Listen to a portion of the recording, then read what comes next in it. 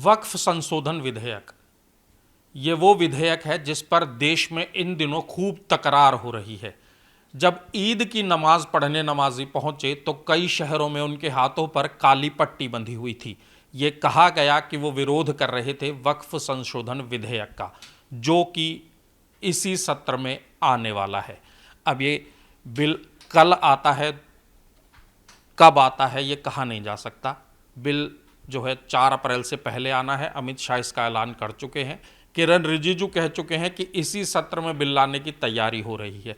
अभी तक का जो शेड्यूल था, कुछ देर पहले तक का, लोकसभा में बिल पहले आएगा ये कहा जा रहा है, लेकिन लोकसभा में जो शेड्यूल तय है उस शेड्यूल में अभी तक ये कहीं नहीं है कि बिल कल टेबल होगा या नहीं होगा। हालांकि उसमें लास्ट मोमेंट पर बदलाव होते हैं, शेड्यूल में ऐड किया जा सकता है, वो अलग चीज़ है। लेकिन यहाँ चर्चा इस बात की नहीं है कि बिल कब आएगा। चर्चा इस बात की है कि ओवैसी कह रहे हैं चिराग पासवान से, नीतीश कुमार से, चंद्रबाबू नायडू से बदला लिया जाएगा। वो जो कर रहे हैं वो पूरा देश देख रहा है, मुसलमान देख रहे हैं। ओवैसी मुसलमान की दुहाई क्यों दे रहे हैं, इस पर बात करेंगे। हमारे साथ कुल भास्कर ओझा हैं, हमारे साथ निवेदिता हैं, जुड़ेंगे हमारे साथ, और हमारे साथ शालू हैं। सवाल यही है कि क्या जो ये बिल है इसका राजनीति में कोई असर होगा। देखिए, जेपीसी की तमाम बैठकें हुई और ये कहा जा रहा है कि जेपीसी के इतिहास में इतनी लंबी डिस्कशन किसी दूसरे बिल पर कभी नहीं हुई है। तो इतने लंबे डिस्कशन के बाद यदि कोई बिल तैयार हुआ है, टेबल होने की तैयारी है, तो फिर ओवैसी को क्यों परेशानी हो रही है, फिर बाकी विपक्ष को क्यों परेशानी हो रही है। भास्कर, आप क्या कहेंगे इस पर? देखिए हरीश, बिल 2 अप्रैल की तारीख बोली जा रही है कि 2 अप्रैल को टेबल हो सकता है। और बिल में 44 संशोधन विपक्ष ने करवाए थे, जिसमें से 14 को मंजूर कर लिया गया था। उन 14 संशोधनों के साथ बिल पेश किया जाएगा। मोदी ने ये साफ कर दिया है, अमित शाह ने ये साफ कर दिया है कि बिल पास होकर रहेगा। बिल में बदलाव क्या है, मोटा मोटी ये समझ लीजिए कि पहले जो ज़मीन विवाद होते थे वक्फ से जुड़े, वो ट्रिब्यूनल के पास जाते थे, जो ट्रिब्यूनल वक्फ का ही होता था। अब उन विवादों पर आप कोर्ट जा सकते हैं। वक्फ जो कमेटी होती थी उसमें महिलाएं नहीं होती थी, अब 2 महिलाएं होंगी। गैर मुस्लिम नहीं होते थे, 2 गैर मुस्लिम होंगे। तो इन संशोधनों से बहुत बड़ा बदलाव तो नहीं होना है। अभी तक जो आरोप लगे कि वक्फ ने इस ज़मीन पर कब्जा कर लिया, उस ज़मीन पर कब्जा कर लिया, अब कब्जा कर लिया तो जो पीड़ित है उसके पास केवल एक विकल्प था, वक्फ ट्रिब्यूनल। वहाँ से उसको इंसाफ नहीं मिला तो कहीं से इंसाफ नहीं मिलेगा।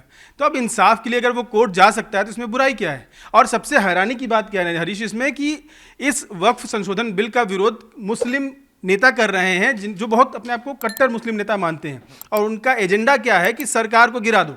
नीतीश, नायडू, चिराग जो सरकार के समर्थन में हैं, एनडीए के साथ हैं, उन पर दबाव बनाओ। पहला एआईएमपीएलबी का जो विरोध प्रदर्शन हुआ वो पटना में हुआ, दूसरा हुआ नायडू के इलाके में। तो ये विरोध किया गया जानबूझकर, इसलिए कि सरकार को हिलाओ, सरकार को मुस्लिम वोट की ताकत का एहसास कराओ। हालांकि वो एक चीज और यहाँ बताना चाहता हूँ, भास्कर जो कह रहे थे वो वोट की ताकत का एहसास कराने की जो बात थी, इस बिल का विरोध जब ओवैसी करते हैं तो कहते हैं कि सरकार मस्जिदों पर अधिकार करना चाहती है। ये इस बिल से कहाँ होने वाला है? इस बिल में कहीं ये नहीं लिखा है कि जो मस्जिद है उस पर सरकार का कब्जा हो जाएगा, बल्कि ये बिल ये है कि यदि किसी की संपत्ति वक्फ के पास है, वक्फ के पास चली गई है और वो चाहता है कि वो डिस्प्यूटेड लैंड है, वो व्यक्ति कहता है कि मैंने वो संपत्ति वक्फ को नहीं दी, वक्फ को दान नहीं की, तो सबसे बड़ा बदलाव यही होगा कि वो कोर्ट जा सकेगा, हाई कोर्ट में अपील कर सकेगा, लोअर कोर्ट में अपील कर सकेगा कि ये संपत्ति मुझे वक्फ से वापस दिलवाई जाए। ये मोटा मोटी बदलाव है, लेकिन इसको पेश इस तरह से किया जा रहा है कि मुसलमानों पर खतरा है, मस्जिदों पर खतरा है, जो कि इस बिल में कहीं है नहीं। शालू को बिल लग रहा है खतरा है। बिल्कुल खतरा इसमें क्या है, आप देखिए, अगर जो है एक कमेटी बनी है, वक्फ की कमेटी बनेगी और लोग वहाँ पे जाते थे। अब जो है वो चीज़ हटके अगर मुझे लग रहा है कि मुझे यहाँ पे न्याय नहीं मिला तो मैं कोर्ट में जाऊंगी, तो इसमें गलत क्या है? यानी कि आपको देश की कानून व्यवस्था पे भरोसा नहीं है। तो इसका अगर जो है मैं कहीं भी केस लड़ने भी हम लोग जाते हैं तो पहले हम लोग जिला न्यायालय में देते हैं, फिर हाई कोर्ट, सुप्रीम कोर्ट, ऐसे स्टेप वाइज करते हैं। तो अगर जो है वो कानून को लेकर अगर मैं संतुष्ट नहीं हूँ कि आपने जो मुझे फैसला सुनाया है, मैं इसके खिलाफ जो है कोर्ट में जाना चाहती हूँ, दरवाजा खटखटाना चाहती हूँ, तो उसमें बुराई तो मुझे नहीं लगता क्या है। और जहाँ तक ये भी बात है, उन लोगों को इस चीज़ से भी दिक्कत है कि 2 महिलाएं होंगी इस बोर्ड में शामिल, तो क्यों नहीं हो सकती हैं? आप वोट के लिए महिलाओं के पास जा सकते हैं, लेकिन अगर कोई एक निर्णय लिया जाएगा तो उसमें महिलाओं की भागीदारी भी तो उतनी ही होनी चाहिए। और जैसे देखा जाता है, मुस्लिम जो कुछ नेता होते हैं कट्टर, वो तो 3 तलाक के खिलाफ भी थे, लेकिन उन्हीं महिलाओं को कितनी राहत मिली जब 3 तलाक को कैसे व्हाट्सएप पे भेज दिया जाता था तलाक नामा। अभी भी कुछ कुछ मामले ऐसे आते हैं क्योंकि अब सरकार के जो है पुलिस में ये बन चुका है, कानून बन चुका है कि 3 तलाक देना जो है अपराध है, तो इस वजह से ये चीज़ें कम होने लगी है। और अगर होती भी ऐसी चीज़ें तो पुलिस वहाँ पहुँच जाती है, तो उनके भलाई के लिए है। ये कब उनको समझ में आएगा जो कट्टरपंथी नेता है कि उनकी ही भलाई की बात की जा रही है। और अगर इतना टाइम लग रहा है संशोधन होने में, तो उसमें कुछ ना कुछ तो अच्छी बात है ना, हर चीज़ गलत तो नहीं हो सकती है। हरीश, देखिए, हाँ, मुझे लगता है ना कि जैसे बहुत सारे नेता ये बोलते हैं कि मुसलमानों में शिक्षा का अभाव है। वो एक जैसे नहीं भेड़ चाल जो होती है कि ऊपर के एक नेता ने एक चीज़ बोली और सबने उसको मान लिया, वो सही गलत तर्क नहीं खोजते। अभी कुछ दिन पहले पाकिस्तान में एक नया कमेटी है वहाँ पे जो शादी के मामले तय करती है, उसने ये ऐलान किया कि अगर आपकी दूसरी शादी हो रही है तो पहली शादी मतलब पहली पत्नी को बताना भी ज़रूरी नहीं है कि आप दूसरी शादी करने जा रहे हैं। आप जाइए शादी कर लीजिए, 4 शादी की इजाज़त आपको कुरान की ओर से है। तो इस पर विवाद हुआ, पाकिस्तान में इस पर सवाल उठे और बोले कि ये है महिला सशक्तिकरण पाकिस्तान का। तो इस तरह की आवाज़ें यहाँ भारत में जब अयोध्या का मंदिर खुलता है तो शाहबानों को तलाक देने के बाद अधिकार नहीं दिए जाते, संसद से कानून बनता है। तो इस देश में जो तुष्टीकरण की राजनीति हो रही है, ये जीता जागता वक्फ बिल भी उसी का एक नमूना है कि अब इस तुष्टीकरण की राजनीति के जो चेहरे हैं ना, जो इसके समर्थन में खड़े हैं कि ये पास ना हो, वो तुष्टीकरण के चेहरे हैं और वो चेहरे मोदी सरकार भी चाहेगी कि सामने आ जाएं। आप जो बात कर रहे हैं वो कह रहे हैं कि देखिए मुसलमानों को ऐसा कहा जाता है कि वो एक भेड़ चाल की तरह चलने लगे। बिल का विरोध कौन कर रहा है? असदुद्दीन ओवैसी बैरिस्टर हैं, विलायत से पढ़े हुए हैं, कानून की बारीकियां भी जानते हैं। वो ये भी जानते हैं कि सरकार यदि इस बिल को उसी रूप में ले आती जिसमें सरकार चाहती थी तो भी बिल को पास करा लेती। उसके बावजूद बिल जेपीसी में गया, विपक्ष की सभी नहीं लेकिन कुछ और मांगों को माना गया, उस बिल में बदलाव किए गए। उसके बावजूद इस तरीके से बताना कि मस्जिदों पर खतरा है, इस्लाम पर खतरा है। निवेदिता हमारे साथ जुड़ी है। निवेदिता, क्या कहेंगी? देखिए, अभी शालू ने और सर ने सब कुछ क्लियर बता ही दिया है।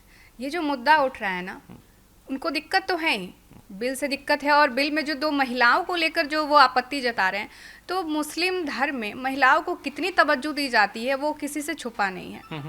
महिला उनके लिए कुछ नहीं है, वो बस एक घर में मुझे लगता है शायद काम करने के लिए इस्तेमाल आने वाली चीज़ है, उससे ज़्यादा कुछ नहीं है। वो उसको पढ़ाई लिखाई किसी भी चीज़ में आगे नहीं देखना चाहते।